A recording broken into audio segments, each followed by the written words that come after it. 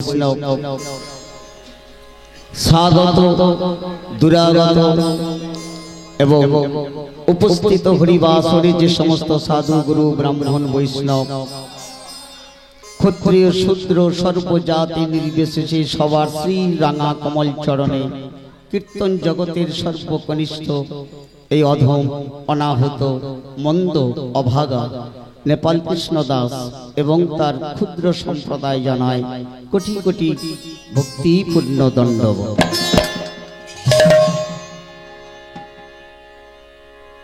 পরে আমার আত্মা শক্তির অংশী ভূতা সদৃশা জননীগণ, মাগো আজ আমাদের ভাগ্যং জনত নারাং কৃতাং সত্তাং ভায়ত নরাজাতি। আজ কত ভাগ্যের ফলে আজ আমরা হরিবাসরে উপস্থিত হতে পেরেছি।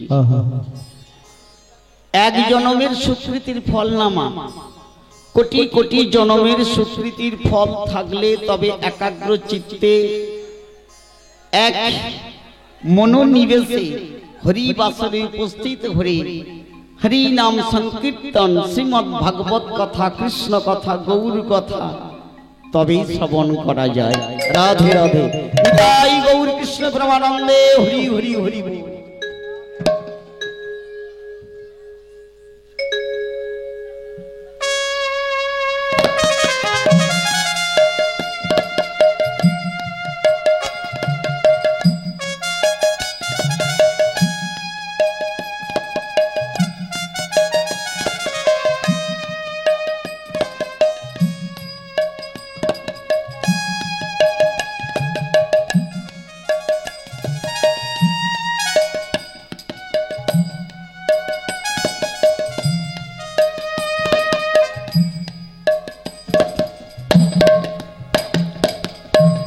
ভাগ্যং যস্য বলং তস্য, ভাগ্যের ফলে আজ আমরা মানব জন্ম পেয়েছি বাবা।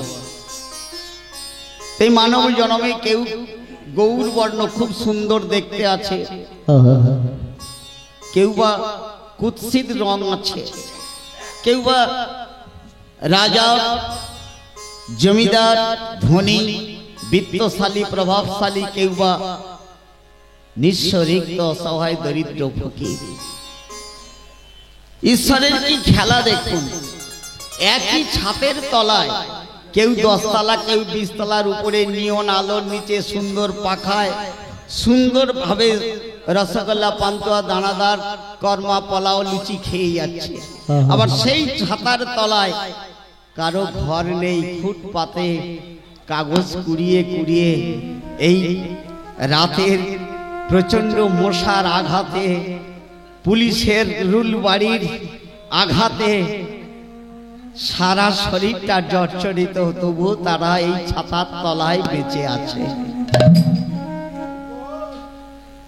কর্মং জাতাং নরাণাং গচ্ছন্তি প্রভা, কর্ম অনুসারে আমরা কেউ বা রাজা, কেউ বা ধনী, কেউ বা জমিদার, কেউ বা নিঃস্ব রিক্ত অসহায় দরিদ্র ফকির। এ দোষ ভগবানের না, এ দোষ আমি গরিব, আমি জমিদার, এ দোষ অন্যর না। তবে এইটুকু ভাববেন না যে ভগবান শুধু জমিদারের বাড়িতে যায়, রাজার বাড়িতে খায়, নিঃস্ব রিক্ত অসহায় দরিদ্র নির্যাতিত অসহায় ব্যক্তির দেওয়ার ক্ষমতা নেই। ভগবানের ছোট্ট একটা বিগ্রহ স্থাপন করবে এই সামর্থ্য যার নেই, ভগবান তার গৃহে যায়, তার দেওয়া নয়নের জল ভগবান অমৃত ভেবে পান করে। আপনারা যে আসনটায় বসে আছেন বাবা, এই আসনটা কার বাবা? যে আসনটা আপনারা বসে আছেন মায়েরা, যে আসনটা আপনারা বসে আছেন এই আসনটা কার?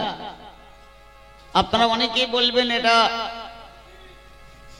এই আসনটা দিয়েছে তো এখানে হয়তো খড় বিছিয়ে দিয়েছে, অনেক জায়গায় সুন্দর করে পাতনি পেতে দেয়, তো অনেকে বুঝবেন যে এটা নিশ্চয়ই আমাদের হরিবাসর কমিটি থেকে দিয়েছে। কেউ বলছে না না না, এটা কমিটির না, এটা কমিটির না, বলে এটা যে চট কোম্পানি তৈরি করেছে তার কোম্পানি। কেউ বলছে না না না, ওটা কোম্পানির না, যে মেশিনি সেলাই করেছে তার। তো বলছে না না, তারও না। তাহলে জায়গাটা কার? এই আসনটা কার বাবা? আজকের কেউ কেউ বলবেন যে এটা তো জীবনমন্ডল হাটের ব্যবসায়ী সমিতির সবজি হাটের জায়গা, কিন্তু আজকের দিনে ভগবান তিনি তার নারদ ঠাকুরকে দিয়ে বলাচ্ছেন এই জায়গাটা ছিল ব্রহ্মার, জায়গাটা ছিল বাবা ব্রহ্মার। ব্রহ্মা কৃপা করে দিয়েছিল নারদকে, নারদ কৃপা করে দিয়েছিল বাবা মহেশ্বরকে, মহেশ্বর কৃপা করে দিয়েছিল মা দুর্গাকে, মা দুর্গা কৃপা করে দিলেন ব্যাসদেবকে, আর ব্যাসদেব কৃপা করে দিলেন ব্যাসদেবের ছেলে কে বাবা? সুখদেব গোস্বামীকে, আর সুখদেব গোস্বামী কৃপা করে দিয়েছিলেন ওই যে আমাদের যিনি পাণ্ডব বংশের শেষ অধ্যায়ে রাজা পরীক্ষিতকে। নিতাই গৌর কৃষ্ণ প্রেমানন্দে হরি বল হরি বল। তো পরীক্ষিত নামটা হলো কেন? ওর নাম তো ছিল বিষ্ণুরাত। আপনারা শ্রীমদ্ ভাগবতে দেখবেন, মহাভারতেও আছে, তবে কাশিদাসী মহাভারতে পাওয়া যাবে না। যদি আপনারা কালীপ্রসন্ন সিংহ মহাভারত দেখেন, মহাভারত দেখেন, তাহলে দেখতে পাবেন ওখানে লেখা আছে বিষ্ণুরাত। কেন না, অস্ত্রগুরু দ্রোণাচার্যের ছেলে অশ্বত্থামা তিনি যখনই দেখলেন তার মৃত অর্থাৎ কৌরব বংশের দুর্যোধন জ্যেষ্ঠ তার উরুভঙ্গ হয়ে গেল, অর্থাৎ কুরুক্ষেত্রের মাটির যুদ্ধ সমাপ্তির পথে, তখনই তিনি দুর্যোধনের দুঃখ, হতাশা, লাঞ্ছনা, যন্ত্রণা সহ্য করতে না পেরে দুর্যোধনের নিকট থেকে তিনি সব বৃত্তান্ত শ্রবণ করেছিলেন। আর শ্রবণ করে দেখলেন যে পাণ্ডব বংশের একমাত্র একটি পুত্র বা কন্যার জন্ম হতে পারে, সেটা আছে কে বাবা? কার গর্ভে আছে? ওই যে বিরাট রাজার কন্যা উত্তরা, জানাকে তৃতীয় পাণ্ডব অর্জুন বৃহন্নলা সেজে তার বাড়িতে থেকে গান বাজনা শিখিয়েছিলেন। সেই উত্তরার গর্ভে আছে তার ভবিষ্যতের সন্তান, পাণ্ডবদের ভবিষ্যৎ, পাণ্ডবদের উত্তরাসুরী, পাণ্ডবদের সূর্য। আর তো নেই, সব শেষ। তাই অশ্বত্থামা প্রতিহিংসা, প্রতিশোধ নিতে ব্রহ্মবাণ ত্যাগ করেছিলেন। আর সেই বাণ ছুটতে ছুটতে উত্তরার গর্ভে প্রবেশ করে। যেই না গর্ভে গেছে, যন্ত্রণায় ছটফট করতে থাকে। দ্রৌপদী ছুটে আসে, কুন্তী ছুটে আসে, গোবিন্দ গোবিন্দ বলে চিৎকার করে কাঁদছে সখী দ্রৌপদী, সখা কৃষ্ণ। ভগবান কৃষ্ণ তিনি দেখলেন যে উত্তরার গর্ভে যে ব্রহ্মবাণ ত্যাগ করা হয়েছে, অশ্বত্থামা তার বাণ থেকে নিষ্কাশন করেছে, বাঁচার কোনো রাস্তা নেই। তাই ভগবান কৃষ্ণ ছুটতে ছুটতে গিয়ে সেই উত্তরার গর্ভের মধ্যে প্রবেশ করলেন। ওই রাতকে পরীক্ষা দিয়ে জন্ম হয়েছিল ওই পরীক্ষিত। তাই পরীক্ষা দিয়ে দিয়ে যার জন্ম হলো তার নাম হলো পরীক্ষিত। নিতাই গৌর হরি বল। আস্তে বাবা। তাহলে প্রথমবারেই পরীক্ষা দিয়ে জন্ম নিতে হলো রাজা পরীক্ষিতে। তাহলে আপনারা আমরা সবাই এখানে এসেছি ক্লাস করতে, এই ভবের বাজারে এসেছি, ভবের স্কুলে সবাই পড়াশুনো করতে। এখানে পরীক্ষা দিতে হবে। ভালো পড়াশুনো করলে না মা, ভগবান কৃষ্ণ পর্যন্ত ছুটতে ছুটতে এসে পরীক্ষার খাতায় সব উত্তর দিয়ে যাবে। আপনার লিখতে হবে না, উনি দিয়ে যাবে, যদি ঠিক মতো পড়াশুনো করা যায়। তাহলে ভক্তমণ্ডলী, এই আসনটা পরীক্ষিতের যদি হয়ে থাকে, কিন্তু সুখদেব গোস্বামী তো আমি নই মা, আমি সুখদেব গোস্বামী নই।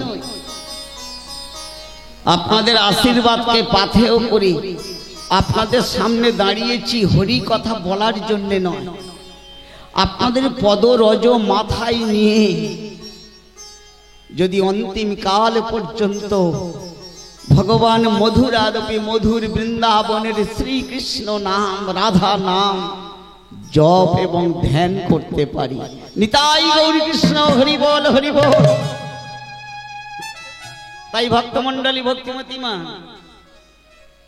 আমরা এই জগতে সবাই একটা কম্পিটিশনে মার্কেট এসেছি, কে বড় হতে পারে। তা কিরকম বড়? গরিব থেকে কে একটু জমি জায়গা কিনতে পারে, এই জীবন মন্ডল হাটের উপর কে একটা ভালো দোকান কিনতে পারে, একতলা থেকে 5 তলা করতে পারে, ব্যাংকে 1000 থেকে 1 কোটি টাকা জমাতে পারে। সবাই একটা কম্পিটিশনে কে বড় হতে পারে। তো এমনি একটা বড় সংখ্যায় দাঁড় হয়েছে কে? এই বড় সংখ্যায় দাঁড়িয়েছে এক বলো, এক বলছে আমি বড়, আর 0 বলছে আমি বড়।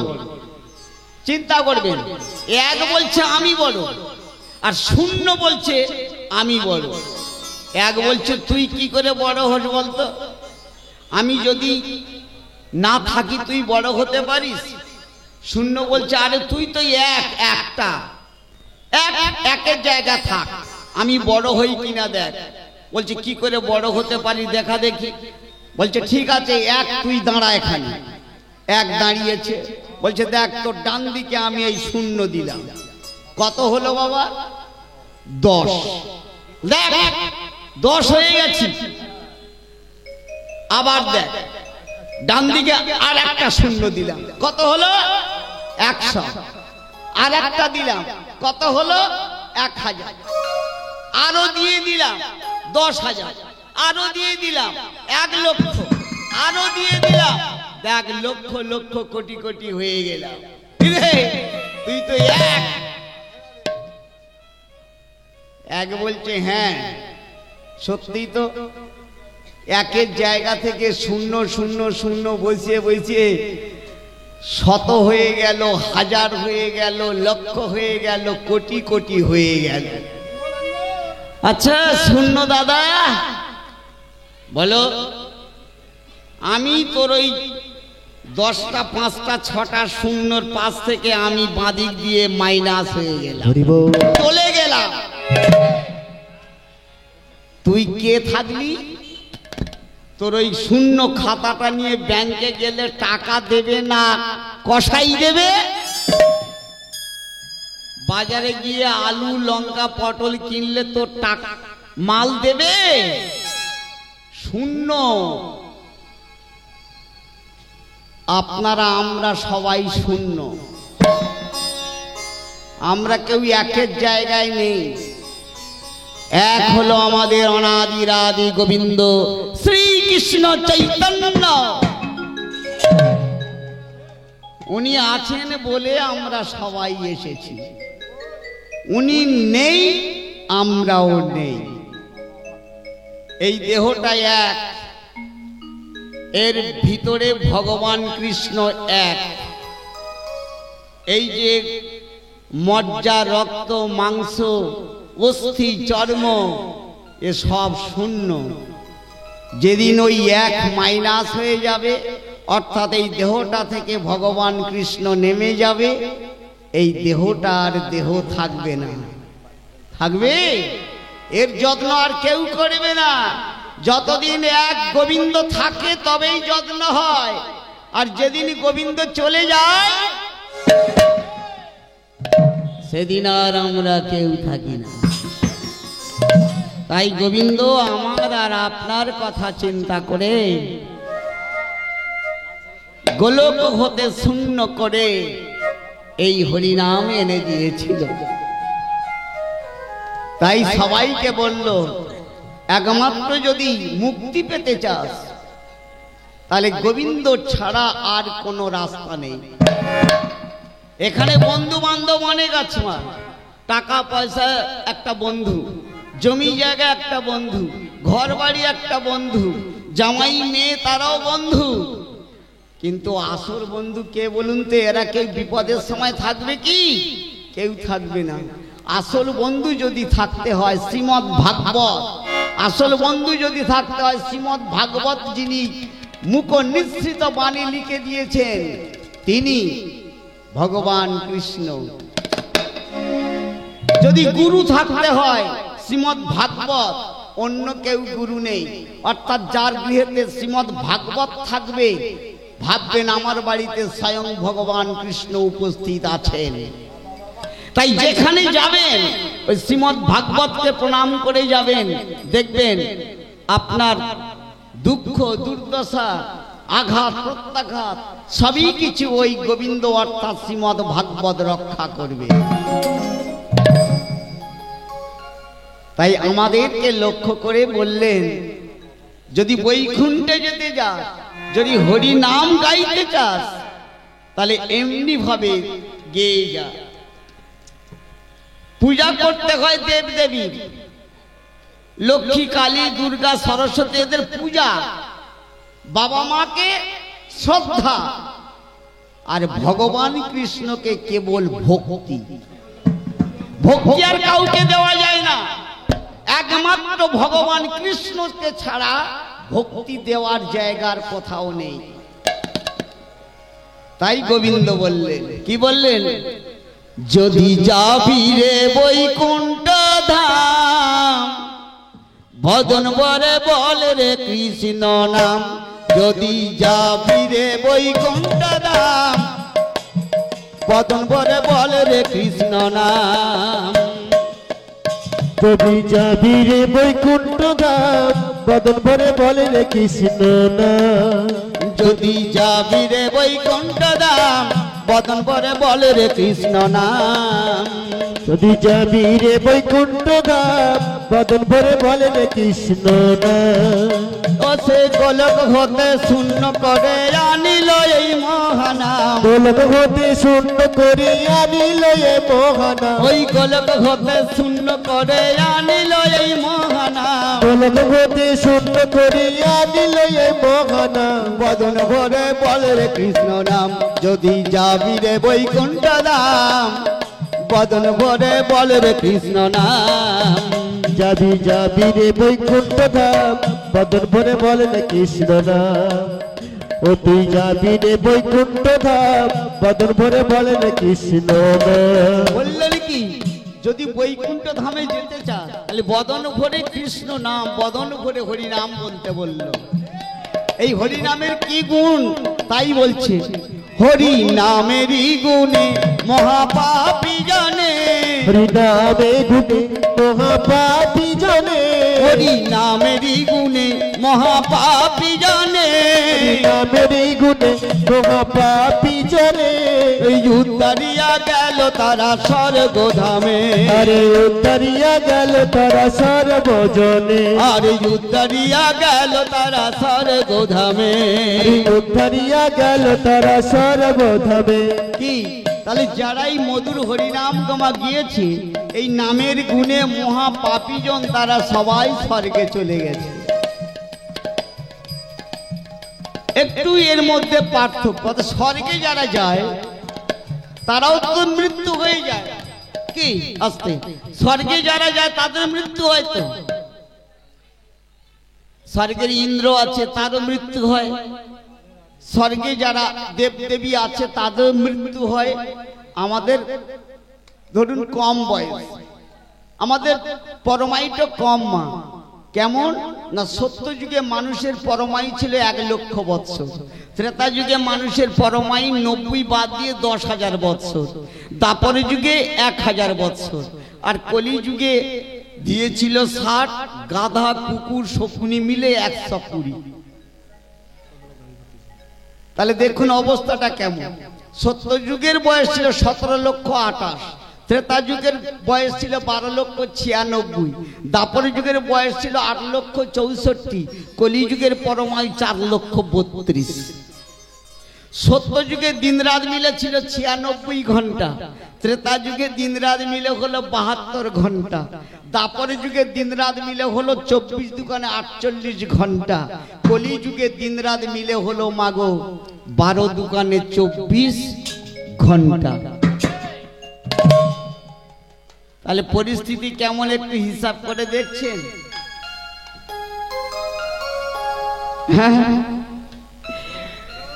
এই সামান্য পরমায়ু আবার দিন রাতের পরমায়ু কম, আর এই অল্প পরমায়ু পেয়ে আমরা গোবিন্দকে সাধন ভজন করতে পারবো? ওই যে লক্ষ লক্ষ বৎসর ঊর্ধ্ব পদে হেঁচড়ে মুন্ডে প্রচন্ড গরমের দিনে কাষ্ঠ জেলে তার মধ্যে ঊর্ধ্ব পদে হেঁচড়ে মুন্ডে সাধন ভজন করতে পারবো? সে সময় আছে? দেখুন না, একটা একাদশী করব, নির্জলা যদি হয় বাবা, কারো চোখ বার হয়ে যাচ্ছে, কারো হাত পা মেকে যাচ্ছে, কেউ বা উল্টে পড়ে যাচ্ছে, 24 ঘন্টা সে সহ্য করতে পারে না। কি পাচ্ছে? উত্তম একাদশী কাকে বলে ভালো করে শুনে নিন। আমি আপনারা জানেন, তবু একটু বলছি, জানা জিনিস একটু পাতাটা উল্টে বলছি আস্তে আস্তে। উত্তম একাদশী, একাদশী করেন তো মা? করেন? কি খান মা? লজ্জা করবেন না, বলুন না। অনেকেই অনেক কিছু খান, কিন্তু হরি পঞ্জিকায় বলছে, হরিবাসর পঞ্জিকায় বলছে, অর্থাৎ বৈষ্ণব পঞ্জিকা, তাতে বলছে উত্তম একাদশী কাকে বলে? নির্জলা।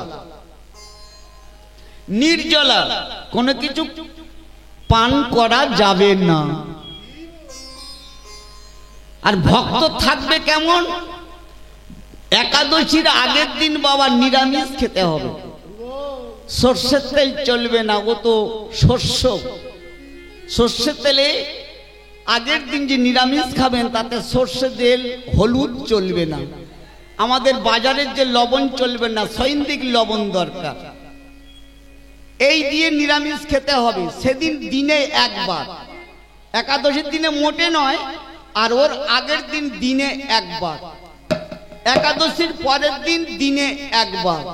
মানে যেমন 1 মাস আমি আজ দুপুরে কাল দুপুরে খাই, বাবা মা মারা গেলে হঠাৎ তার পরের দিনে যে 3-4 বার খাই মাংস পিঠে এটা ওটা খেলে, তারপর দিনে ডাক্তার ডাকতে হয়। তাহলে আপনার যদি অভ্যাস যদি না থাকে, হঠাৎ আপনি শুকাতে পারবেন? তাহলে ধীরে ধীরে 3 দিন 3 বার, একবার, একদিনে 3 বার, তারপরের দিন 2 বার, তারপরের দিন 1 বার, তবে তো অভ্যাসটা ঠিক দাঁড়াবে। ওই জন্য উত্তম একাদশী নির্জলা, মানে নির অর্থাৎ জল, আর জলা বলতে এই হৃদয়তে যে জল দেয়, ওদিনে জল পান করা যাবে না। তাহলে নির্জলা বললেন কেন? না বলছে জলপন তো পান করা যাবে না। আর তত্ত্বকার বলছেন ওই দিনে সারা দিন রাত জেগে থাকতে হবে, রাত্রে ঘুমালে চলবে না, ওই সারা দিন রাত জাগতে হবে। আর নয়নের জল এই হৃদয়ে গোবিন্দ আছে তার কাছে ঝরাতে হবে, তার বলে নির্জলা। নিতাই গৌর হরি বল, হরি বল। এটা হলো উত্তম একাদশী। তাহলে মধ্যম একাদশী কি? ভালো করে শুনেন মা। মধ্যম একাদশী হলো সকাল থেকে দুপুর পর্যন্ত কিছু তো খেলাম না, বেলা 12টার পরে ভগবান কৃষ্ণের নাম করে 3 ঢোক জল খেতে হবে, 3 ঢোক। বেলা 12টার পর, ওর নিচে খেলে হবে না, বেলা 12টার পর। এবারে সন্ধে হয়ে গেল, সন্ধে পার হয়ে গেল, সেই সময় আপনি কি করবেন? আপনাকে করতে হবে শস্যহীন এমন কোন বস্তু, সেটাকে আপনি পান করতে পারেন। তাহলে শস্যহীন এমন কি বস্তু আছে? আপনি ময়দা খেতে পারবেন না, আপনি আটা খেতে পারবেন না, কি এগুলো তো খাওয়া যাবে না। তাহলে এবারে অনেকে বলছে যে অনেকে খায় পেঁপে, কলা, এগুলো সিদ্ধ করে তারা খায়, খায় না? তাহলে বলছে এ খাওয়া চলবে না। ওই রাত 12টার পর, এই রাত দুপুর 12টার পরে 3 ঢোক জল, আর রাত 12টার পরে 21 ঢোক জল খেতে পারবে। তার মধ্যম একাদশী। আর তৃতীয় যে একাদশী, সেই একাদশীটা কি না, সেই একাদশীতে আপনি এই কলা, পেঁপে একবার গরম করে সিদ্ধ করে খেতে পারেন। বলে বাবা দরকার নেই তোর একাদশী করে, আমি আটা দোষী করছি, আমি ময়দা দোষী করছি, আমি সাবু দোষী করছি, আমি বাদাম দোষী করছি, ও আমার দরকার নেই একাদশী করে। কি ভগবান বললেন ঠিক আছে বাবা, কলিযুগের মানুষ তোরা, তোদের স্বল্প আয়ু, তোরা ধৈর্য রাখতে পারবি না, সংযম ক্ষমতা নেই, গায়ে শক্তি নেই, তোরা যেমন ভাবে পারিস খেয়ে যা, আর আমার নামটা গেয়ে যা। যেমন পারিস খেয়ে যা, যা ইচ্ছা খেয়ে যা, আর আমার নামটা অন্তত গেয়ে যা। তাহলে প্রশ্ন কতগুলো যাচ্ছে দেখুন মা ভক্তমণ্ডলী। তাহলে আমি কলিযুগে মানুষ যা ইচ্ছা তাই খাবো বললে তো খাওয়া যাবে না। আস্তে আস্তে যেমন আমরা মাছ খাই, মাংস খাই, খাই তো বাবা। আচ্ছা, যারা আমিষ ভুজি আর যারা নিরামিষ ভুজি একটু ভালো করে শুনে নিন। ছাগল, হাতি, গরু, দেখবেন হরিণ, এরা নিরামিষ ভুজি। ওদের দাঁতগুলো দেখবেন বাঁকা নয়, ওদের দাঁতগুলো বাঁকা নয়, তাহলে ওদের দাঁতগুলো সোজা, মাঝখানে 4টে দাঁত একটু চওড়া, তাই না, চওড়া। আর ওদের সাথে মানুষের যে দাঁত আছে একটু মিল করে দেখবেন তো, মানুষের দাঁতগুলো কি লম্বা আছে, এরকম বাঁকা লম্বা আছে কি? তাহলে যদি লম্বা না থাকলেও কুকুরের দাঁত লম্বা, বাঘের দাঁত লম্বা, বিড়ালের দাঁত লম্বা, তাহলে ওরা আমিষ ভুজি বলে ওদের লম্বা বেঁকা দাঁত, যাতে মাংস কুঁচে ছিঁড়ে ছিঁড়ে খেতে পারে। তাহলে হরিণ, গরু, হাতি, এদের দাঁতগুলো যদি লম্বা না হয়, মানুষের দাঁত যদি লম্বা না হয়, তাহলে মানুষ তো ওই মাংস কুঁচে খাওয়ার জন্য সে দাঁত নেই, তাহলে কেন খাই? তাহলে মানুষ তো নিরামিষ ভুজি। কি মানুষ তো নিরামিষ ভুজি। ভালো করে শুনিন মা, এই যে বেদিতে যে আমাদের শ্রাদ্ধ হোক বা কোনো বিয়ে হোক বা কোনো অনুষ্ঠান বাড়িতে বেদি তৈরি করে, বা কোনো পূজা বাড়িতে বেদি তৈরি করে, বেদিতে যখন হোম যজ্ঞ হয়, সেই যজ্ঞ এইরকম করে 1 মুঠুং বাই 1 মুঠুং এরকম করে 4টে ভাগ করে নিয়ে সেই বেদির উপরে দেওয়া হয় কি মা? হব্বিসি, অর্থাৎ আতপ চাল দেওয়া হয়, ঘৃত দেওয়া হয়, তিল দেওয়া হয়, জব দেওয়া হয়, তাতে মানে পাত ফল দেওয়া হয়, তাতে একটা লাল বস্ত্র দেওয়া হয়, তো বেলপাতা দেওয়া হয়, সব ওই যজ্ঞেতে ওখানে আহুতি দেওয়া হয়। তাহলে ওখানে কি কোনোদিন দেখেছেন একটা মাছ বা একটা মুরগি কেটে বা একটা খাসি কেটে দিয়েছে? তা ধরে নিন এই যে পেট, যেটা উদর, জঠর, এটা 1 মুঠুং বাই 1 মুঠুং বাই 1 মুঠুং, এটা একটা বেদি। এই বেদিতে আপনি এখান থেকে যজ্ঞের আহুতি দিচ্ছেন, এইখান থেকে দিচ্ছেন আপনি, ওই মালটা গিয়ে ওই বেদিতে পড়ছে। তাই এই বেদিতে যদি আতপ চাল দেয়, ঘি দেয়, ওখানে যদি তিল দেয়, জব দেয়, ছোলা দেয়, বুট দেয়, পাত ফল দেয়, মানে কদলি দেয়, তাহলে ওখানে তো মাছ কাঁকড়া মাংস দেয়নি, তাই যজ্ঞটা পরিপূর্ণ। আর যদি ওখানে মাছ দিত, ওখানে মাংস দিত, তাহলে যজ্ঞ পরিপূর্ণ হতো কি? তাহলে আপনার এখানে যদি আপনি মাছ দেন দুবেলা, কাঁকড়া দেন, কুচে দেন, খাসি দেন, পোলট্রি দেন, তাহলে যজ্ঞ হচ্ছে কি?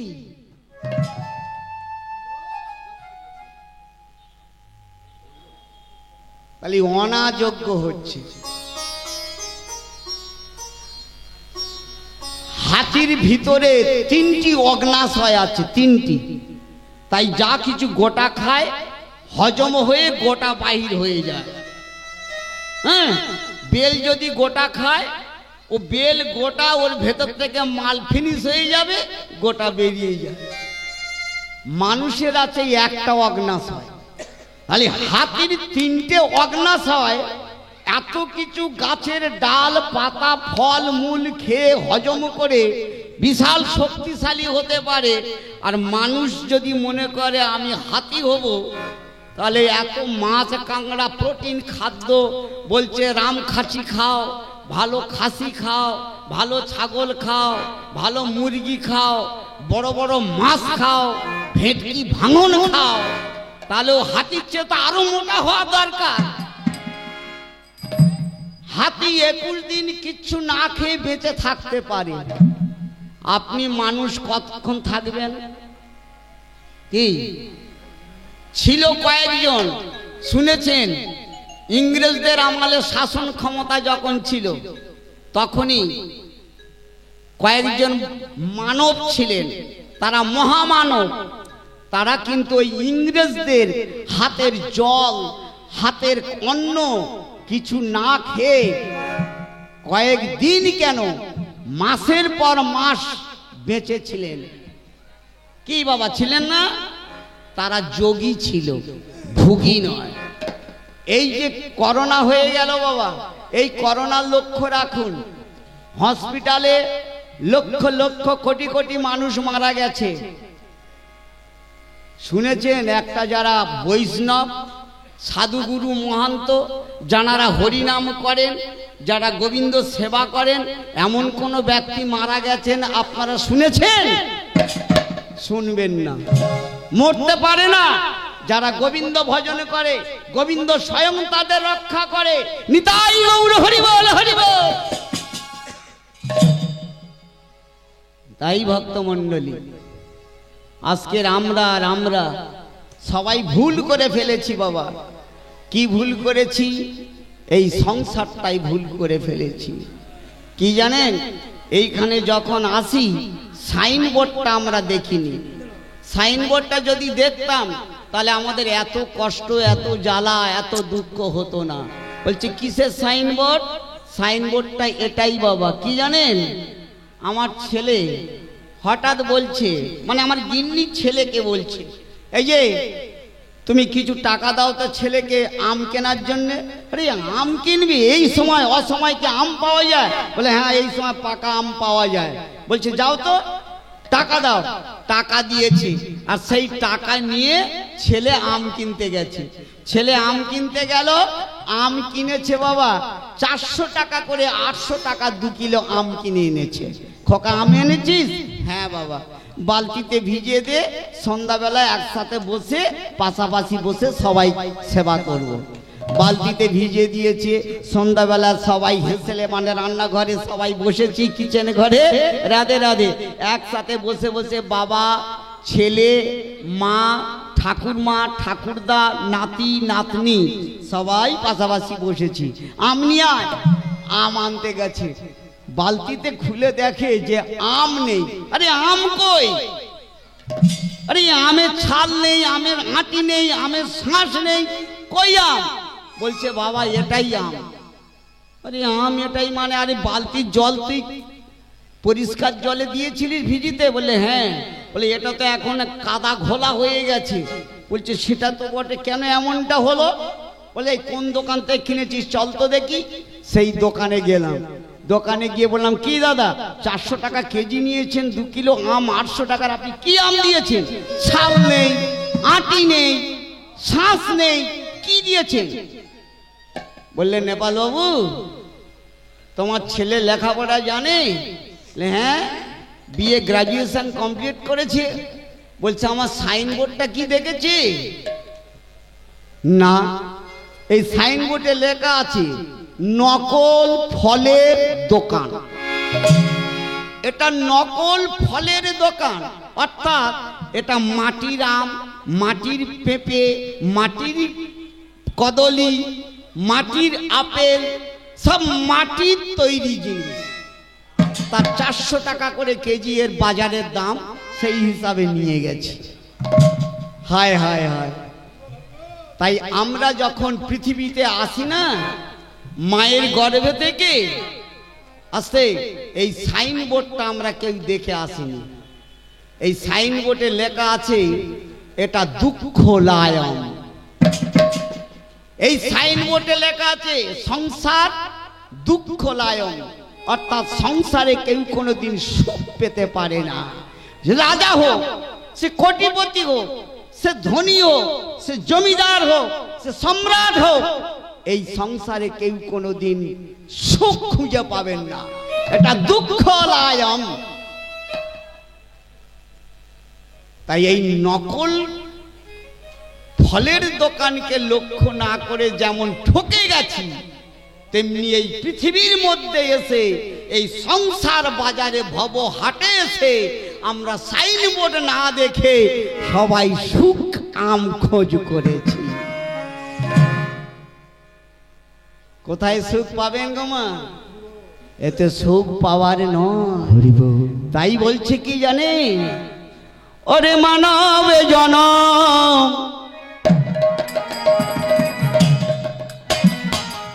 আরে হবে না,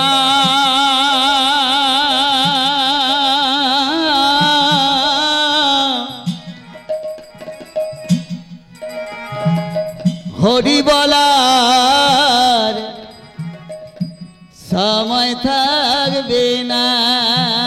হরি হরি হরি বল। মানব জনম আর হবে না, হরি বলা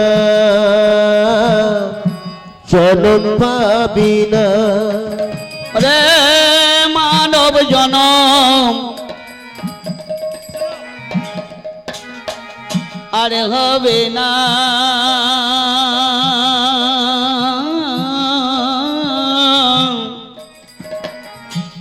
হরি বলার সময় পাবি না।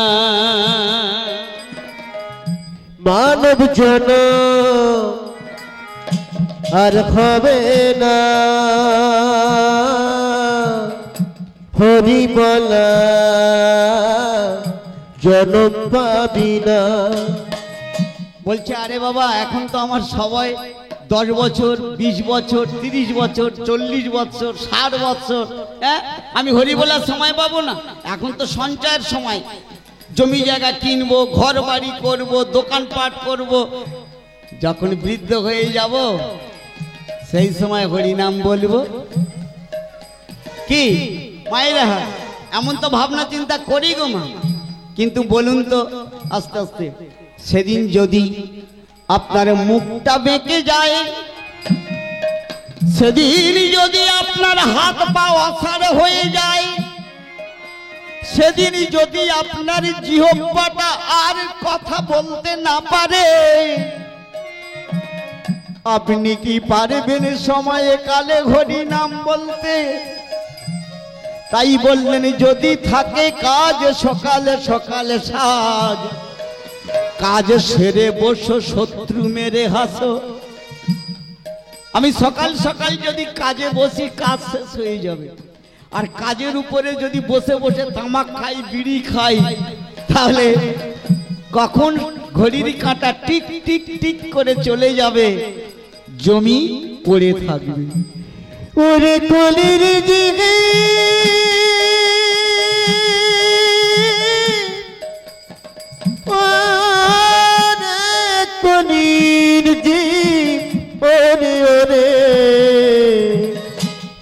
মানব জন্ম আর হবে না, হরি বলা জনম পাবি না।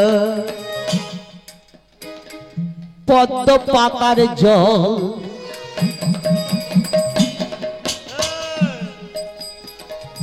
ঝরে যেমন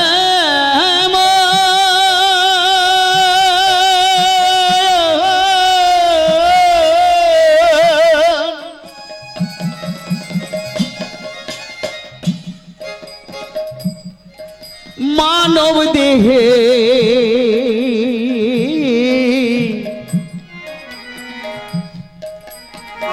ঝরে যেমন পদ্ম পাতায় ঝরে যাব,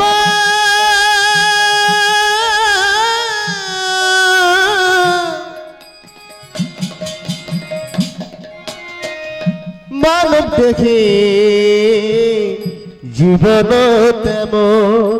ওই পদ্ম পাতার জল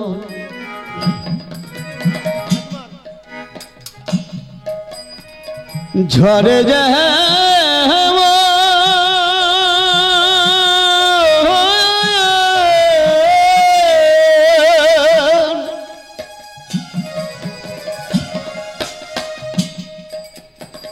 মানব দেহে জীবন তেমন। পদ্ম পাতায় ঝরে যাব,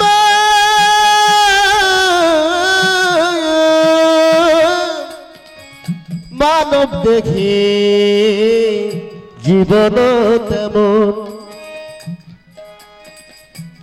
আবার কখন হাওয়া চলে যাবে, আবার কখন হাওয়া চলে যাবে, কখন এই হাওয়া কখন যাবে কেউ বলতে পারবে না। কেউ বলতে পারবে বাবা? কেউ বলতে পারবে না। আমাদের ওখানে পরশুদিন মানে 3 দিন হয়ে যায়, তার অন্তিম কালের শেষ কর্মটা শেষ হয়ে গেল। 24 বছর বয়স, বিবাহ হয়েছে, 2টো ছেলে, একটা ছেলে 5 বছর আর একটা ছেলে সবে 3 মাসে পড়েছে। কালী পূজা হয়েছে, শ্বশুর বাড়ি গিয়েছিল, স্ত্রী সেখানে আছে, ছেলে বাড়িতে এসছে, মায়ের সাথে ঝগড়া করে মাও চলে গেছে। দাদা বৌদি মানুষ করেছিল, তাদের সাথে বনাবনি হয় না, তারা বম্বে কাজ করতে গেছে। এবার শ্বশুর বাড়ি থেকে বাড়ি এসেছে, ফোন করে গিন্নি বলছে তুমি তোমার মতো রান্না করে খাও, একবার খেয়ে আবার বিকালে চলে আসবে। ছেলেটা 11টার দিকে রান্না করতে যাবে বলে পুকুরে গেছে চাল ধুইতে। বাড়িতে বড় ভাইয়ের বৌমা ছিল, বলছে কাকা বাবু 2 দিন তো আমার বাড়ি খাচ্ছ, আজও তোমার জন্য রান্না করেছি, তুমি রান্না করো না। বলছে না, আমার বলে দিয়েছে আমি তোমাদের সংসারে খাবো না, আমি আলাদা রান্না করে খাবো। তো এইবারে হাঁড়ি নিয়ে চাল ধুইতে গেছে, বৌমার ছেলে পুলে নিয়ে রান্না করে সব খেয়ে দিয়ে শয়ন করেছে। 11টার দিকে চাল ধুইতে গেছে, কেউ আর তার খোঁজ রাখা হয়নি, কেউ নেই তো। মানে এমন ভালো বিয়ে পাস মেয়ে ভালোবাসা করে বাড়িতে এনেছে, জায়ের সাথে চললো না, শাশুড়ির সাথে মিললো না, তাই ভালো বাড়ির ভালো মেয়ে ভালো কারবার করেছে, দেখতে ভালো, শুধু বচনটা চঞ্চল। না না, আমি আপনাদের বলছি না, এইরকম হয়েছে।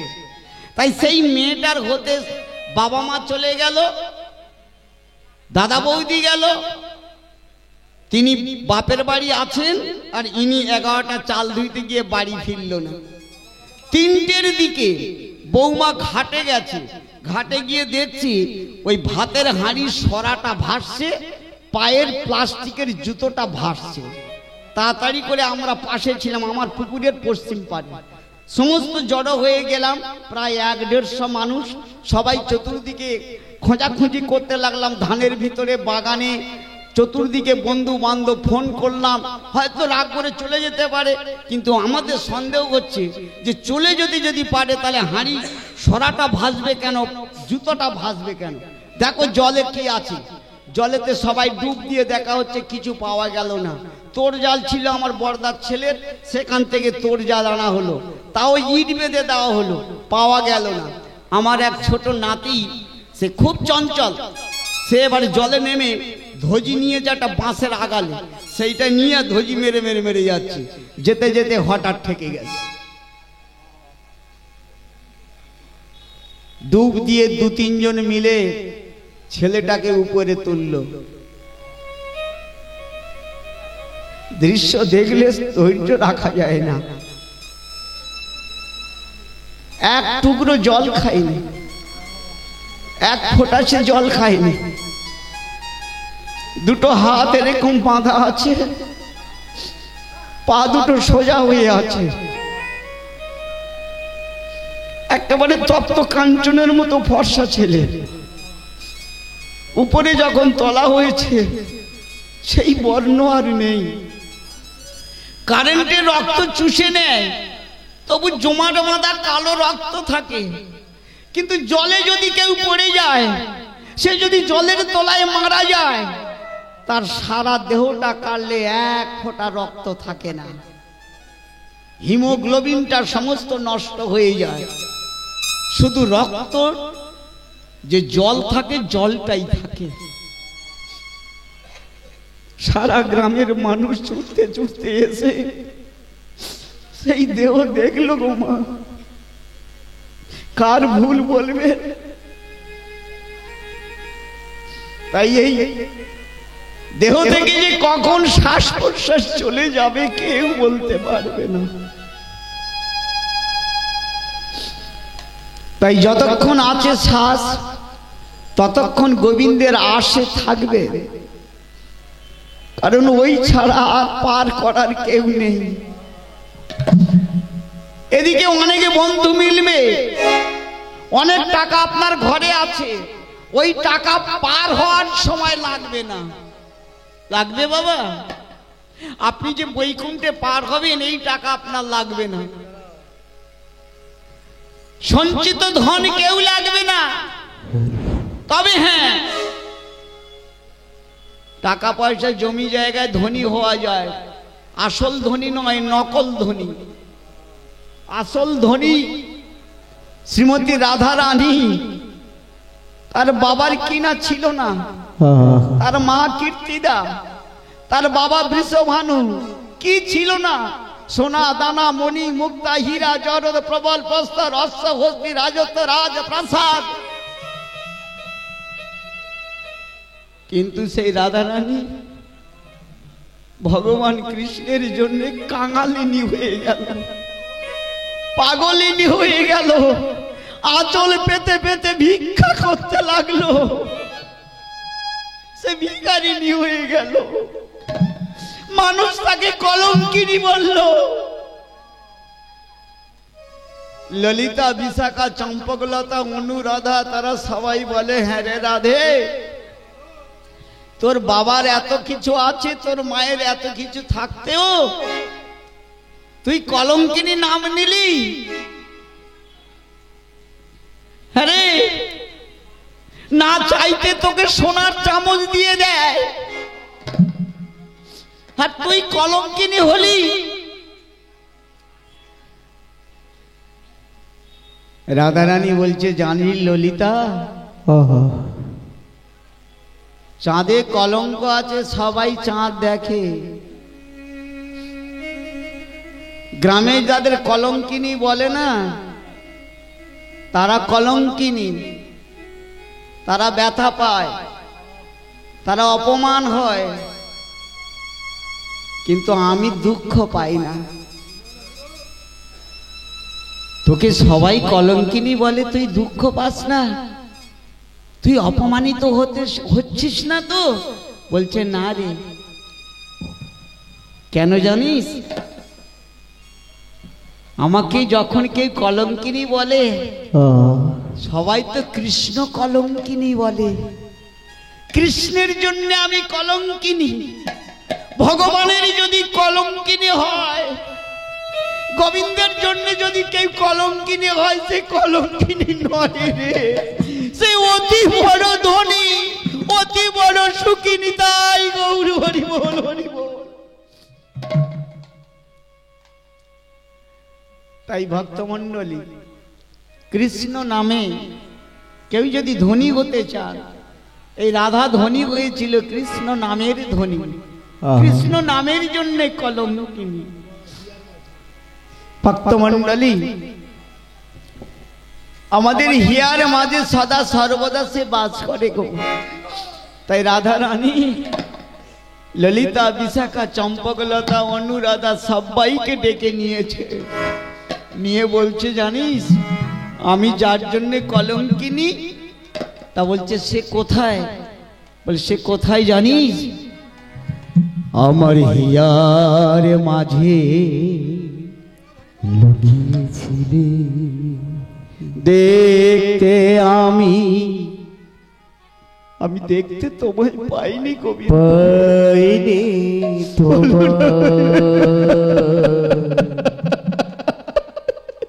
দেখতে আমি পাইনি, আমার হিয়ার মাঝে লুকিয়েছিলে, দেখতে আমি পাইনি তোমার, দেখতে আমি পাইনি। বাহির পানে চোখ মেলেছে, বাহির পানে আমার হৃদয় পানে চাইনে, আমার হিয়ার মাঝে লুকিয়েছিলে, দেখতে আমি পাইনে তোমার, দেখতে আমি পাইনে। ভক্তমণ্ডলী, ভক্তিমতী মা, গোবিন্দ হিয়ার মাঝে লুকিয়ে থাকে, তাকে শুধু দেখার মতো নয়ন থাকা দরকার। সব নয়নে তো ভগবানকে দেখতে পাওয়া যায় না গো। আমাদের যে নয়ন আছে এটা চর্মগত নয়ন। এই নয়নে জমি জায়গা, ঘর বাড়ি, ছেলে মেয়ে, আত্মীয় স্বজন, বন্ধু বান্ধবকে দেখা যায় মা, কিন্তু নয়ন বন্ধ না করলে গোবিন্দকে দেখা যায় না। এই নয়ন, চর্মগত নয়ন বন্ধ করলে জ্ঞানা নয়নটা তখন উন্মিলন হয়। আর সেই জ্ঞানা নয়নের সাথে যদি একটু ভক্তি মার্গের দৃষ্টি থাকে, গোবিন্দ দর্শন হয়ে যায়। নিতাই গৌর হরি বল, হরি বল। আমার সকল ভালোবাসা, সকল আঘাত, সকল আশায় তুমি ছিলে,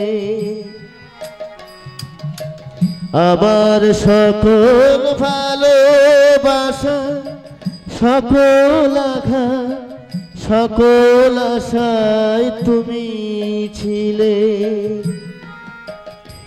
আমি তোমার কাছে যাইনে, আমার হিয়ার মাঝে লুকিয়েছিলে, দেখতে আমি পাইনে তোমায়, দেখতে আমি পাইনে।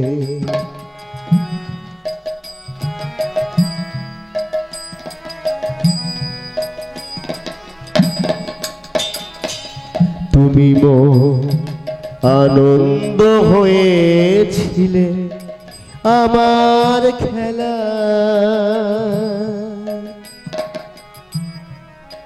তুমি মোর আনন্দ হয়েছিলে আমার খেলা, আমি আনন্দে তাই মেতেছিলাম, দিন কেটেছে হেলা,